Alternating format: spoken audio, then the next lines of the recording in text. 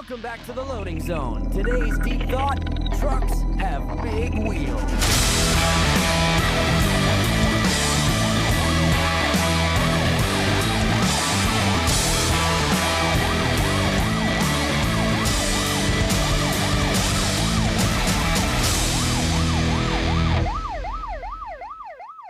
Welcome to Brake Check. I'm Charles Gracey, and today we're going to dive into a couple things that are plaguing the industry. See, you got the ever-changing compliance and regulation side of things, but you also have the ever-changing driver needs, the market for hiring today's top truckers. There's a lot happening there, and they don't always coincide with what's best for the company, and you have to stay on top of those. And that's what we're going to set out to achieve in our conversation today, because we're going to talk to Tim Norlin of Roehl Transport, one of the sharpest voices in driver recruiting, here to break down what's actually working to find drivers, keep drivers, and build that kind of culture that keeps your company moving.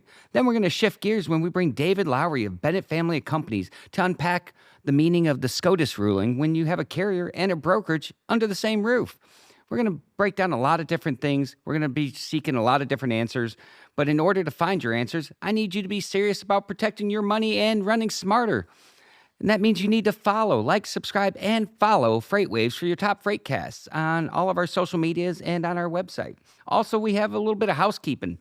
We have FreightWaves TV's event on June 17th, the Domestic Supply Chain Summit. You definitely want to sign up for that. Stay informed and stay ahead of what's going on out there. Now, before we get to our guest, I want to get to some news. So Secretary Sean Duffy took to X yesterday to share his excitement around the new MODIS system that is active and fighting against fraud. While he took to X to celebrate that, I took to X to find something that's actually exciting. Let's show what I found. Turns out people are taking Volkswagen Bugs and converting them to look like semi-trucks, like this one right here.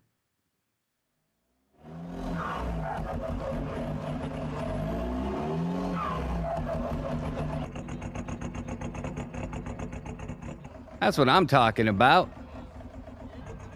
Get some chrome stacks on a Volkswagen Bug. Oh, the stuff that happens in 2026. You can't make this shit up.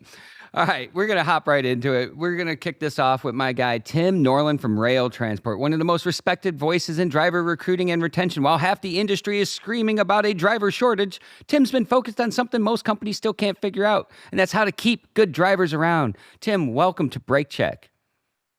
Hey, Charles. Good to see you this morning. I'm excited for this one. It's your first time over here on this platform with me. This is going to be fun. It is. Move fast and break stuff. There you go. Let's do it. All right. So, Tim, just to bring a little bit of context to the conversation, how long have you been in trucking, and how long have you been with Roehl? I took my first job in trucking in December of 1987, working a freight dock, LTL freight dock in Denver, Colorado. And I've been in trucking ever since. And you've been with Roehl for how long? 9 years. 9 years. Yes, sir. Seems like just yesterday, though. Time flies, I guess, when you're having fun. And if you think about the things that have happened over the last 9 years in trucking, it's been kind of a roller coaster. It's been a full gauntlet. It sure has. I joined Roehl right during a bit of a freight recession, and then we had the COVID situation and the COVID boom and rode that wave, and then just coming out of what I say is the longest freight recession I've ever experienced, and that's going back to 1988. So needless to say, you've experienced it from a couple different angles, which has shaped how you operate today. I want to talk about that a little bit because we're coming out of that lull. We had one of the longest freight recessions out there. Some people are starting to see a nice bounce back. But with that comes the current state of driver recruiting. In 2026, what does recruiting actually look like behind the curtain? Because from the outside, it feels like companies are still trying to hire drivers the same way they did years ago and wondering why it's not working. Yeah, for sure. And, even during the freight recession, there was still a need to hire drivers to replace turnover, retirements, folks getting out of the industry for something else. And, a lot of the folks that got into the driving industry during the freight boom of COVID didn't know what a freight recession was. And as soon as miles went down, those folks bailed and went back to doing whatever they were doing before. So a lot of drivers left the industry. And then, obviously, of course, recently with changes to English language proficiency and non domiciled CDLs that took more capacity out of the market, freight's picking up. So it has caused a boom, a recruiting boom, if you will, and a lot of carriers are doing the same thing. I ran into, I won't mention the company, but I ran into the head of recruiting for a very, very, very large carrier, and his words to me, and I quote, "Sign-on bonuses are back, baby." And I just shook my head and I walked away. He was excited about that because he thought that was the solution to everything. And I found that that's not a solution to anything other than smoke and mirrors. I love that someone in recruiting, especially in a position like yours, feels that way about it because I've never been a really big fan of sign-on bonuses, and not especially not in their current form. A lot of times they're dragged out a year to 2 years. It becomes a retention bonus, and I think drivers have really lost the need to chase those anymore. Like, you talk to drivers and they brush them off. They don't even care when they get mentioned in a recruiting pitch. They wanna know what's gonna hit their account in that first 30 days, in that first 60 days, in that first 90 days. That is correct. Yeah, and there's such a layer of hoops that a driver must jump through to earn that sign-on bonus. And like you said, it stretches out for a year, 18 months, 2 years. That's not a sign-on bonus. It's a retention bonus. Call it what it is. We just as soon put that pay in our drivers' pockets from day one. And I love that. So, along that talk track, let's talk a little bit about what carriers are truly competing with. Are they competing with other carriers, or are they competing against their own churn, bad communication, and broken promises these days? All of the above, Charles. All of the above. That's one thing. We think turnover is too high in the industry. Our turnover is much better than most of the industry, but we still think it's too high. A lot of carriers are rolling out pay increases right now. We're really starting to see those. We've quietly done a pay increase for our incumbent drivers that have been with us, and it's pretty rich the longer you've been with us. Those are the drivers that we want to keep and hold on to. And they built loyalty to the company. We need to be loyal in return and take care of those drivers. Also, those drivers know our culture, they know how we operate, they do an excellent job for us, they represent our company well in front of our customers. It it's important that we reward those drivers for sticking with us during this long downturn. Most drivers haven't had a pay increase since 2022. The rates haven't been there to do it, and they're really not there yet to do it. But we found it necessary to do. So we just rolled out a pay increase on Friday to our incumbent drivers, and we did something about 2 weeks ago to another group of incumbent drivers with us, and that's where we're focused this year with our driver pay is the drivers that have been with us. They're getting the richest increase. Now, did we increase our starting rates? Yes, we did a little bit, but it's really those drivers that have been with us 1 year, 2 year, 5 year, 10 years that are seeing the biggest increases in their pay. I love that because we've historically seen companies raise the starting pay and not think about the drivers that have been sitting there with them. And all of a sudden, you're closing the gap between your experienced tenured drivers to the ones coming in, and they don't always feel like that's fair. And they've been there longer and they've stood the test of time. That is absolutely correct, and we did something 2 weeks ago for a certain group of drivers that went through our on the job training program, and we have an agreement for that. We provide the CDL training to them at no cost. We just ask them to stay with us and drive a certain number of miles. Once they complete that, we gave that group of drivers a large bump in pay as a result. That was our first pay increase that we did a few weeks ago. And I actually had a driver that's been with us about 5 years, very good driver, represents the company extremely well, bleeds rail red. He'd do anything for the rail family. And he reached out to me. He says, there's people with less experience here making more money than I am. And I said, just be patient. There's another announcement coming. But yes, I get that, and drivers see that, and a lot of companies do that, kind of taking their eye off the ball. What's important? Retention is much more important than recruiting. If you retain your drivers, you don't have to recruit as many drivers. No, I love that. And one of the things that you're hearing as a talking point now is not necessarily that there's a shortage of drivers. You're hearing a shortage of quality drivers. I want to define what quality looks like. What does the ideal recruit look like, and how are they different from drivers of the past? Well, quality to us means drivers that stick uh, with a carrier. Everybody changes jobs for a variety of reasons. Quality is not the job hopper. The driver that has 3, 4 carriers in the last year, or 8, 9, 10 carriers in the last 3. They're chasing a penny. That's what they're doing, and they're never satisfied. And the first sign of trouble, they don't get home for home time.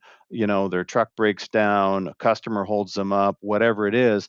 It's so easy in our industry to get online, find a carrier that's offering a penny more or something that sounds a whole lot better than what they're dealing with, and they jump and they have the same job they're doing today with a different carrier tomorrow.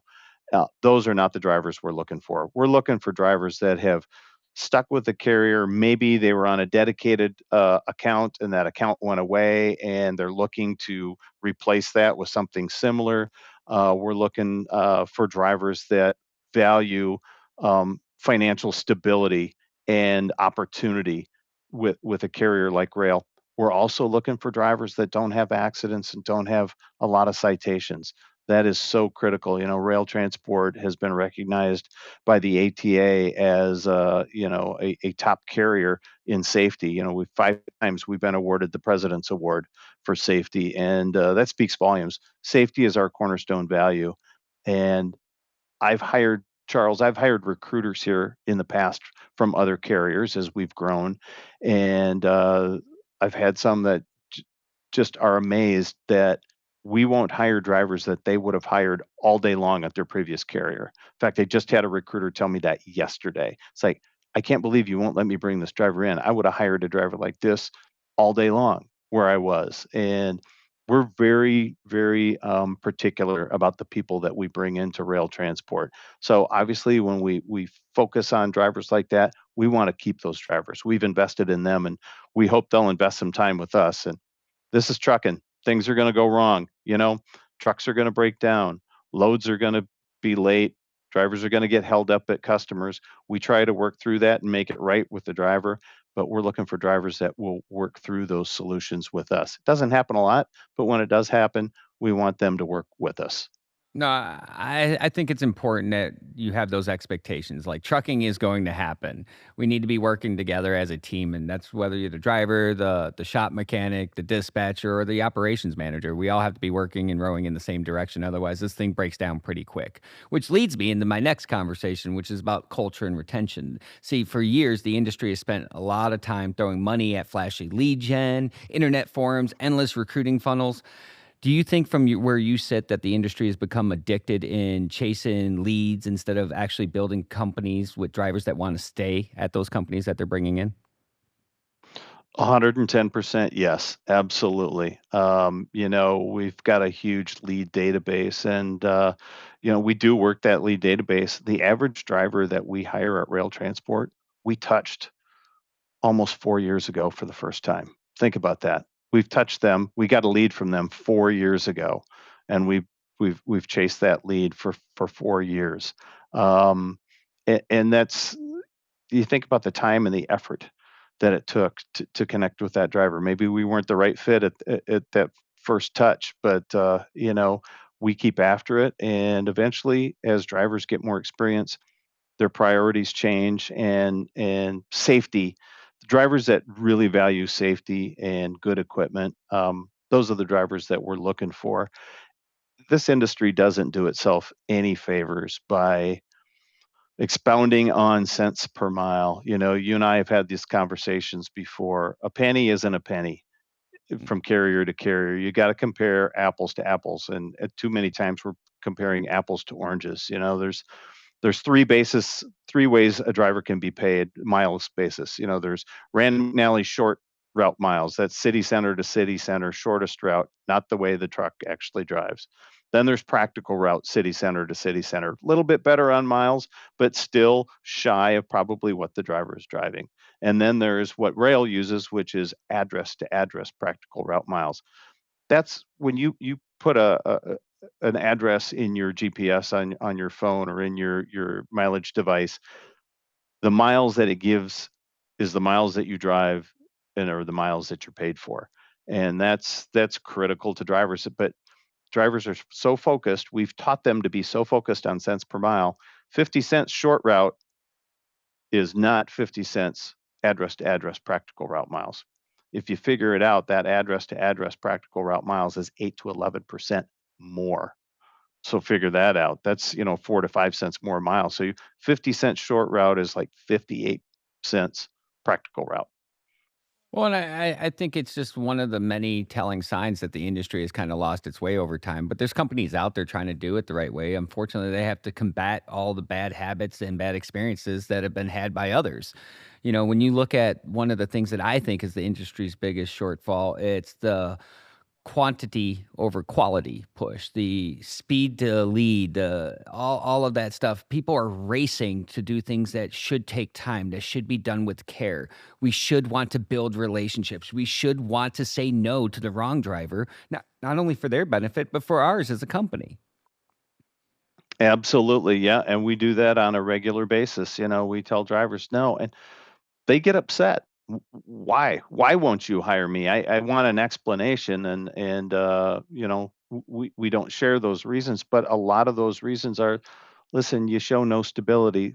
Listen, you've got too many PSP violations. You've got too many moving violations. Um, Too many accidents. You were let go for events. Following too closely or whatever that may be.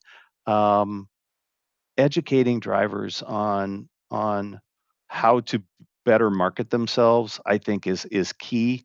And that's always been my passion when I talk to drivers is, make sure your toolbox is set up for success.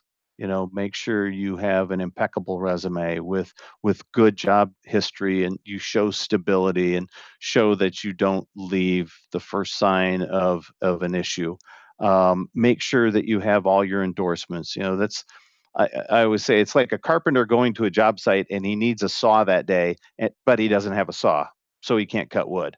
Um, that's why it's so important for drivers to have their TWIC and their hazmat and stuff. Hmm. Have all those tools. You might not always need them, but it sure is nice to have them. You become more valuable to your employer when you have those. Well, it's better to have what you need than not have it when you need it. I'd And rather have it and never need it than not have it when I do need it. And that goes into the culture that we built in trucking. Like if you look at truckers back when I was being trained and with my dad, we had toolboxes, lights, fuses, extra hoses. If you could carry it and you could do it yourself, you wanted to have it in a box. Nowadays, a lot of companies have removed that burden off the drivers. They don't want them touching the trucks. They don't even train them how to swap out. I've met drivers that don't even know how to change out their headlamp bulb. right, yeah, And then and recruiting there departments are is a no lot of that. different. The recruiting departments are no different. Recruiters used to be the jack of all trades and the master of everything that happened inside that company. They knew it all. Nowadays, you got recruiters treated much like dispatchers. It's an entry level position. They don't have to be the boots on the ground expert of all things their company. And I think it shows in the recruiting process, and the drivers see it, and then it becomes a broken link in a chain full of broken links.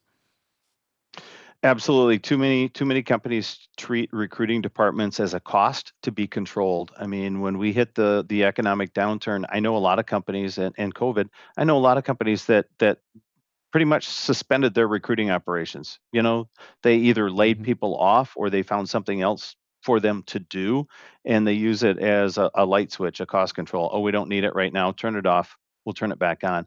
You can't do that. A good organization realizes that, and you keep that recruiting function going. You keep your recruiters engaged. You keep your recruiters informed. That's one thing that we do here that I'm very pleased with is we meet twice a week with our operations teams, and we go over expectations on each fleet. What are drivers seeing? How's productivity? How are miles? Because at the end of the day, we want to sell gross earnings to a driver. We try to stay away from the cents per mile and just talk about gross earnings. And the only way we can do that is by understanding each fleet, what's happening, what we're seeing in operations, what's possible. We look at low producers, the average producers, and our top producers, and then we get a picture of what drivers can do. And in talking to drivers, what they're looking for, we want to make sure that we set realistic expectations. And unfortunately, I still to this day, even with pay transparency laws, I see so many carriers earn up to $90,000 a year. That's one driver that does it. He's been with the company for 25 years. He's on a dedicated run, but they use that to entice drivers to come to them. They get there and they're barely making $900,000 a week. And what's that lead to? Turnover. Well, and that leads me to the next point in this. A lot of companies spend a lot of time figuring out which driver leads to pull. I challenge them to figure out why drivers leave. That's more importantly than where you get your leads. Find out why the people you're bringing in are leaving. Because if you can take care of that hemorrhage, you spend a whole lot less. I mean, we have various numbers in this industry, but depending on who you talk to, it could be $7,000 to $15,000 cost per hire. Like, why wouldn't you Yeah, want to and plug that leak in the ship? right. Yep. And that is a huge focus with our operations team. Like I said, our turnover is actually below industry average by quite a bit, but it's still too high for us. And we think we can get that down even more. And by focusing on that, it tells me, even if I were an outsider coming in, it tells me that the company's focused on the right things, which is retaining the talent that you have. It's a whole lot easier to keep the drivers you have than it is to go out and find fresh drivers to join you. The unknown commodity is what we call it. Drivers can look great on paper. We don't know how they're going to perform until they get here. So let's focus on the retention part of it first. I want to try something new with you, Tim. You and I have known each other a long time, so you're going to be my guinea pig. We're going to try a rapid fire. I'm going to say things, and I want to hear the first thing that comes to mind when I say these to you. Okay. Sign-on bonus being the first one. No bueno. BS comes to mind for me, so we're aligned on that. Speed to lead. Speed kills. I like that. I think it kills relationships, so that to me is well in line. We're aligned thus far. Now, this industry's full of slogans and buzzwords. One of the ones I makes me cringe is "We treat you with respect." Everybody should be treated with respect. Yeah, it's Why? not a job Why should perk. that be? It's not a job perk. Right. Yeah. But yet you see Yeah. it in job ads. We treat you with respect. I'm like, that's not a job perk. You shouldn't be advertising that. That's the barrier to entry. Right. It is. It makes me wonder about the carrier if they have to say something like that. Now, we all use it, we have 4 pillars of driver success here at Roehl. It's see me, meet my personal needs, meet my professional needs, and respect my time. Those are 4 things that we Yeah. believe we have to give our drivers every day. So we do use the word respect, but not we treat you with respect. No. Everybody should be treated with respect. That should be just be common knowledge. But yet you see it in job ads out there, just like the next one, the last one I have for you. We treat you like family. Unless you're my cousin, you're not my family, but we're gonna treat you like a member of the team because we are a team. We tell everybody here it's Team Rail because we're all in this together. Yeah. That is one thing I will say. Working for a family-owned company is totally different than working for a publicly traded company, and I've had the experiences at both. And there is something to be said for working for a family-owned company. Oh yeah. I see those ads where it's like, we treat you like family. I'm like, I don't need another family. I have that uncle that asks for money every Christmas. I show up to work to pay the bills for my family. I don't need you to treat me like family. I just need you to pay me like a professional. There you go. So, one of the things that's very stressful out there right now is the whole trucking market's always changing. When you're in recruiting, you're one of the last people to really feel some of those changes, and the first one to see some of them hit the bottom dollar. Like right now, the last 3 years, trucking has been in a lull. All of a sudden, freight's picking up. Everyone's now looking to expand their fleet, which means they need to hire drivers, but everyone's war chest has been depleted. How do you keep up with that and keep everyone happy knowing that there's someone up above that wants more drivers, but yet we have to replenish our war chest so we can be competitive in markets like this? The big thing is to work with your leadership. I always tell people in my role at other companies, make sure you have a seat at the table. Recruiting is crucial to trucking. People and organizations often forget that. You need three things to successfully operate a trucking company. You need freight, you need trucks, and you need drivers. So if recruiting's not part of that conversation, you're missing one of the three legs to stand on. You're going to wobble a lot. So make sure recruiting has a seat at the table. And talk about it. We started seeing signs, and did we cut our budget during the downturn? Absolutely, everybody did. I mean, that's just common sense to do that. You really got to watch your costs in an environment like that. But as we started to see signs of life and things coming around, I didn't wait. I didn't wait for operations to come and say, we need drivers, because I knew it was coming. I started to up our budgets a little bit, and I did that by having conversations with the leadership team that, hey, we're seeing signs, we need to start doing this, we need to prepare because it is coming. So we were prepared when this hit, and we continue to evaluate and increase spend where we need to increase spend if we're not getting the volume of drivers that we need. But so far so good. All right. One of the things I always like to do is close out the interview with a hard question. My hard question for you is pretty simple. If you had to name the one thing that carriers are still doing today that break down drivers' trust faster than anything else, what is it? Lying about wages in their ads. Yeah. I mean, if you Honestly, start off on a setting lie, it's unreal. downhill.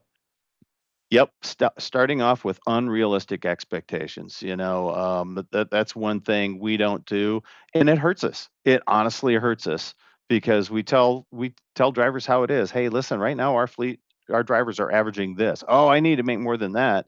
Well, we have drivers that are making more than that, but you're not going to do that right off the bat. Good drivers, smart drivers realize that and go, yeah, you're right. I'm not going to do that, but can I work into that? Absolutely, you can. Those That's how you recruit the good drivers. Um, don't flash a whole lot of dollar bills and then not deliver, because that just paints everybody in a bad picture. And recruiters, how you can tell when a recruiter's lying, their lips are moving, right? I don't like that. I don't allow that here at Roehl Transport. That's why we put everything in writing. Everything in writing. We're one of few carriers that send an official offer letter with wages and everything right on it, home time, operating area, all that stuff. We want it in writing because we're making a commitment to that driver. I wish Uh, more carriers did that. I love that. And I think sometimes recruiters get a bad rap because a lot of times recruiters are just taking the information that's been handed to them on a sheet from operations. And operations thinks they're doing recruiting a big favor by grabbing that top 5%. What they don't realize is it doesn't represent the other 95%, the actual reality of the company. So you're starting the relationship off on broken trust, and it's just downhill. It degrades from there. It erodes, and eventually it leads to churn. So I love to know that there's companies out there and people out there that are advocating for full transparency in the process because it leads to a better trucking tomorrow. So I appreciate that. And I appreciate you taking the time to join us today on the show. Thank you very much. I enjoyed having a conversation with you. Always. Well, we're going to go to a sponsor shout out from our friends over at Tenstreet. Do you want to grow your fleet but get buried by paperwork, slow hiring processes, and outdated systems, all while struggling to comply with changing safety regulations? Enter Tenstreet, the all-in-one platform that simplifies driver lifecycle management by bringing marketing, recruiting, onboarding, safety, and retention together in one place. Sign up for a demo today. That's right. We're back. Thank you to our friends over at Tenstreet for their support. Up next, though, we're going to continue the conversation. It's going to shift gears a little bit because there's a lot happening out there. Joining us now is David Lowry from Bennett Family of Companies, a company that lives in both the carrier and brokerage side of this industry. With SCOTUS's most recent ruling that liability for brokers can happen, it's shaking things up. And we're going to talk a little bit about the flatbed demand heating up, as well as an outlook on the second half of this year. David's got a perspective most of the industry simply doesn't see because they don't sit on both sides, and we're going to evaluate what that looks like right here on Break Check today. David, welcome back. Day. You're having a lot of fun out there right now with all this moving and shaking in the freight world, huh? Oh man, I mean this is trucking. This is what we do. We do a little juking, a little jiving. We roll with the punches, and we try to take advantage of the situations, the opportunities that come along with other people's decisions they make about our industry. That's all we can do. So Bennett has both a carrier side and a brokerage side of their operations. How does this SCOTUS ruling hit a hybrid model like that differently than just a pure carrier, pure broker? Well, like I said, there's going to be some opportunities in it for uh, good carriers and good brokers, right? I mean, we've had numerous meetings on this since last week. As a matter of fact, I've been on one all morning um, with some attorneys, and right now, what I'm kind of figuring out is that everybody just has an opinion, their own opinions about what's going to happen, with this new ruling. Um, we're not we don't see anything right now that we're going to change, except we're going to up our um, we're going to up our requirement for authority and stretch that out a little farther.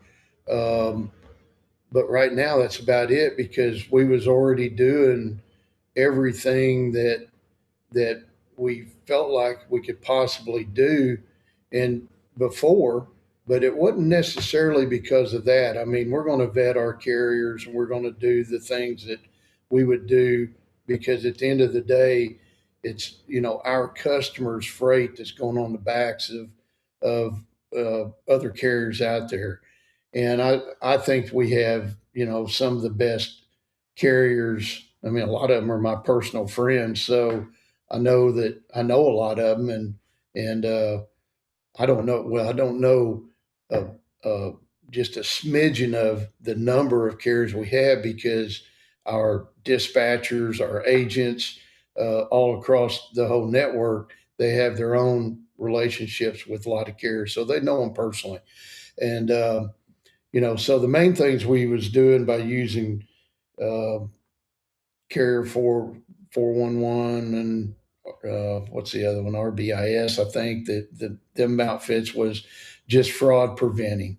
Um, I mean, we're actually vetting about 70,000 carriers every day. So, you know, that churn takes a lot of them out, and we have more coming in, and we have to vet them to make sure their insurance is up to date and to the standards that we require. And then on that insurance level, there's also other steps in there because some of our carriers require more insurance than others, and so we have to. Our system does all that for us, right? So we have a carrier that's requesting a $500,000 in cargo. It vets out probably 2/3 of them carriers in our database. It starts narrowing the field. So we keep up with that because it's important for our customers. So we've been doing that stuff for a long time, plus fraud prevention. We're getting pounded. I mean, literally every day, probably multiple times a day, with unscrupulous brokers out there and carriers trying to get in and fraud us for either money or just getting a load and never showing up with it and doing all that. So we do everything in our power to keep that from happening already. So until there's some cases that start unfolding, and we kind of see what these plaintiffs' attorneys are going after. I mean, I think they was the big winners in this ruling. I'm not Yeah. sure that that was intentional or not, but if it was, I mean, kudos to their lobbyists. I mean, they've got them right. I mean, we know that. But I don't think it was intentional, but I do believe that they are the big winners. Um, and then the rest of them, I mean, who else is going to come up on top of this ruling will be the people that's doing it right and can easily defend against all the lawsuits that's going to come after their brokerage departments, and themselves if they are just strictly a broker.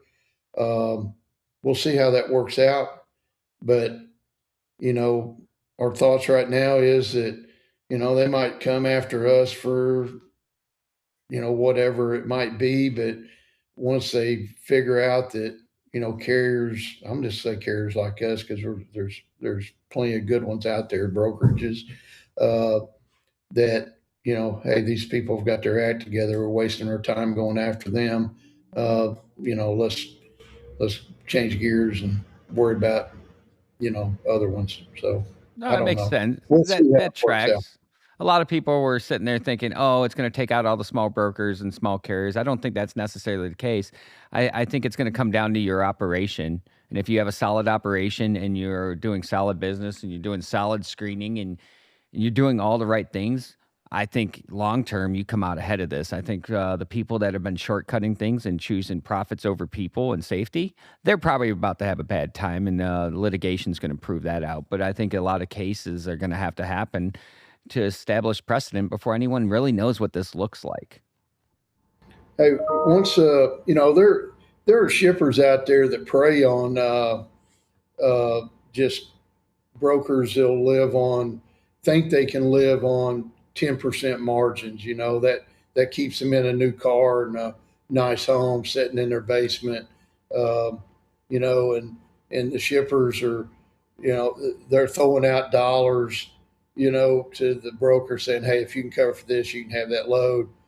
Broker says, hey, I can make 8% or 10% margin, and still get this guy to cover this load. Well, that guy's probably not very good carrier. I mean, he's, trying to, you're trying to start out brokering a load for $1 a mile.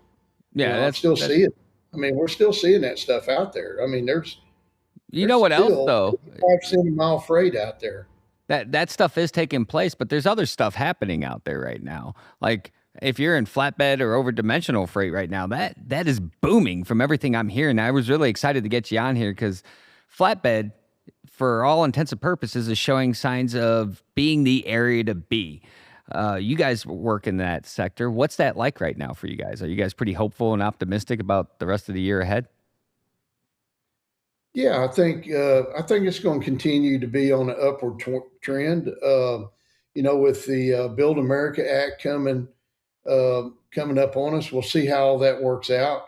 But that's going to just generate a lot more activity and open deck, maybe not just flatbed, but step deck, RGN work, multi axle stuff. There's going to be a lot of equipment moving. A lot of infrastructure equipment. So. And we're pretty heavy in all that. So I think it's going to be good, and we'll see. The downside to Build America, which you have to deal with, is getting routing for your permitted loads with all the construction that's going to go on. It's already a big enough challenge, but hey, if I'd rather have a challenge with routing challenges now for real infrastructure change instead of just routings for patchwork, right? Um, if they can get in there and actually fix I-10 or 20 going across Mississippi, and think it's just everywhere. The roads are bad, bridges are terrible. It's hard to get the engineering on superload stuff done on bridges nowadays. I mean, we're jumping bridges all the time and having to go hundreds, if not thousands of miles out of route just to get around one main bridge and a corridor that we would normally use. I mean, there's a lot of things going on. Has been going on. It's not nothing new. Uh, but hey, if they can put that money in there and start fixing this stuff, and the other exciting thing is, if they can give us more truck parking, better restroom access for these drivers, ain't nothing I hate to see worse than my exit out here filled up with trucks that had to park overnight because they was out of hours, right? And they're stuck there, and there's no truck stop there, right? And you got to think, what's the guy doing? He's not sleeping for 10 hours. You don't have a restroom. No food. I mean, it's a terrible way to live. I mean, I think, yeah, and you said it. I think we was up at Large Cars and Guitars, and was doing an interview with one of our drivers, and Mike said that what was it? I remember because you said you was going to remember this too, that they're rolling. These trucks are like rolling sweatshops. Yeah. Uh, between remember that? That was Beatty. Yeah, Mike Beatty. Yeah. And he's out there every day. Now he has a large car with shower and bathroom and everything. So, they're in pretty good shape on that part, but most guys don't.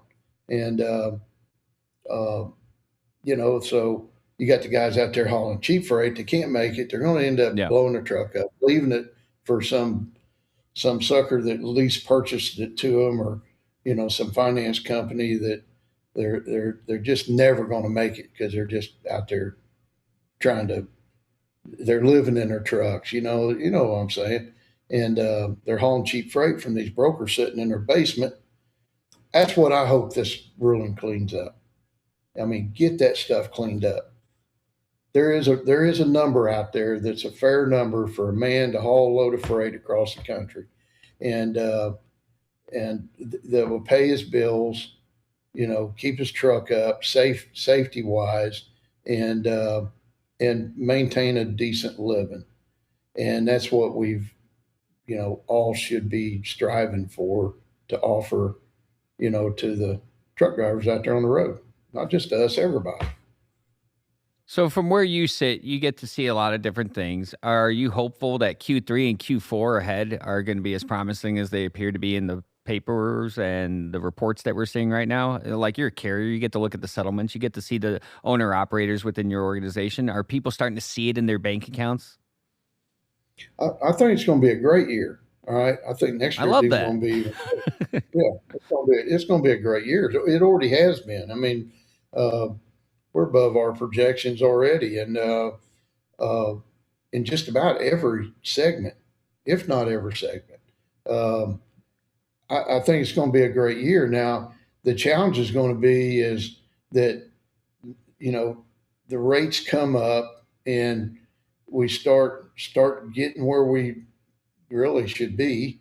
And, does the expenses of everything else just run right along with us and catch us and then outrun us like it's been doing? Insurance, tires, brakes, oil, just general cost of living. All right. I mean, they're never going to let us make a lot of money.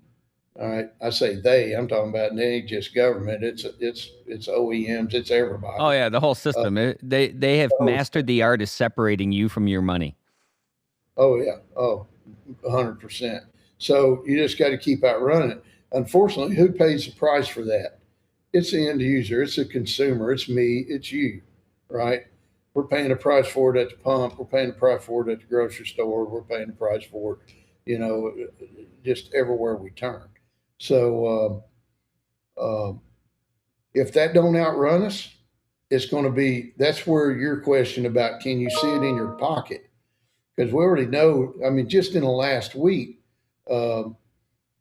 freight rates have went up in open deck. I wrote it down actually. My calculations are it went up somewhere around 10% a mile, 10 cents a mile. That's not enough, but hey, if it turns out to be a trend, then it's perfect. But that was only done by load offerings, right? I mean, the truck to load ratios, got a lot tighter. So as freight starts becoming available, that's going to drive that spot market, right? I mean, you know all about this, your FreightWaves. Um, the and the spot market's what's driving it. Unfortunately, a lot of them brokers are driving that spot market. Them brokers that we're talking about right now that don't have the expenses of the insurance that we have to carry, or don't have, the facilities that have Overhead to and operate, yeah. of all the overhead and the people and everything. So um, if they start, one, they could do themselves a favor, and they may end up having to, if they end up really going out and having to try to source these insurance policies that they're going to really need to have, unless they turn into chameleons, which you've talked about that before too, which is going to happen. There's going to be a trend of that. And that'll have to, the shippers will be the only ones that can stop that, right? If the plane starts penetrating the shippers, then the shippers are going to say, wait a minute, I better back up, regroup, and just redo my budget and say, I've got to go to a carrier that's going to protect me, when something happens, because it's going to happen. Um, Probably 90% of what happens out on the road is not even our fault. But that don't mean we still don't have to defend it. And that don't mean that a plaintiff's attorney's not going to come all full circle and, get to that shipper. So that shipper better know and did all the due diligence they can on their carrier selection or their broker selection, because I think that's where it's going to end up at. Oh, It's all hands about down. the Hands selection. down. I think people are focused really closely on the broker liability side of things right now, but I don't think that that's the end goal. I don't think it ever was the end goal. I think the shippers are the end goal, and I think that's where they're going. I do want to shift gears real quick because there's a couple exciting things, and we've been talking a lot about SCOTUS, and then I don't want to give anyone fatigue on this topic because it is a big one. But you got some Yeah. important things that you guys are working on over there. As many things that are shaking up the industry and keeping us on our toes. There's no shortage of those topics out there, but there's also things that are bringing pride to the industry. There's bringing excitement to the industry. They're bringing back that sexiness that trucking had, like stars, stripes, and white lines. Let's talk about that real quick. Well, I mean, it's coming. It's coming up on us quicker than I like to think about. It's right around the corner. No. But yeah, I mean, we just left Tony Justice's show, Large Cars and Guitars, and the show circuit this year around the country is very exciting, and there's some great shows that's coming up, and man, some of these guys out here are just doing some amazing things that to trucks. It's just fun to What look I think at, right? I I think one Uh, of the cool things you guys are doing though is you guys are finding a way to capture parts of each one of the truck shows. So you got these passports, you guys go select winners at each one of these qualifying truck shows, and you bring in the champions of each one together at Echo Park Speedway to compete for the ultimate championship. But I think it goes beyond that. You have mastered a way to build excitement throughout an entire year to an event that's going to take all of that cumulatively and bring all that pride from all over the nation into one spot. I mean, that's pretty impressive, especially after the last couple of years trucking's had. yeah, it's fun to watch everybody get together. I mean, Tony had a great turnout. I think the turnouts throughout the year is going to be great. The shows that we're sponsoring that we're that Evan's running, that we do the picks from, Yeah. they're going to have great turnouts. Uh, just probably every show is connected to some sort of charity.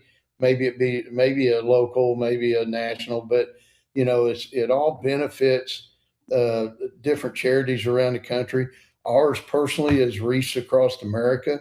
We're very passionate about that. Um, Especially, I mean, we got Memorial Day weekend right here on top of us.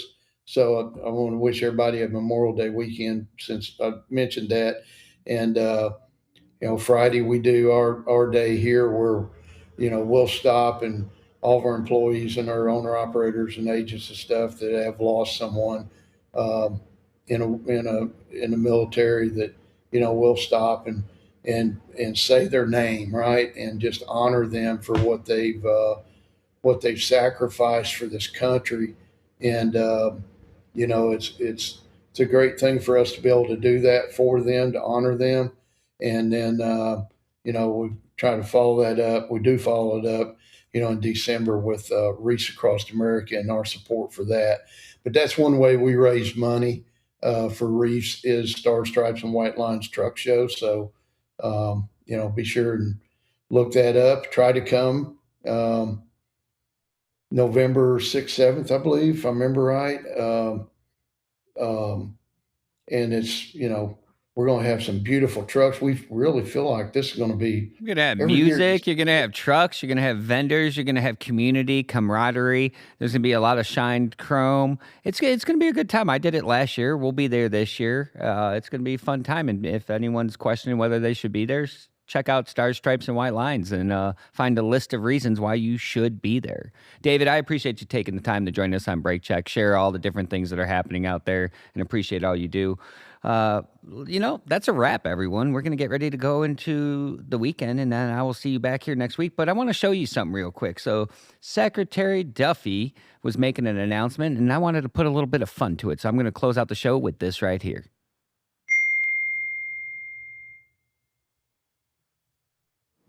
It was the policy of the last administration to allow for unqualified foreign drivers to get behind the wheel of a truck.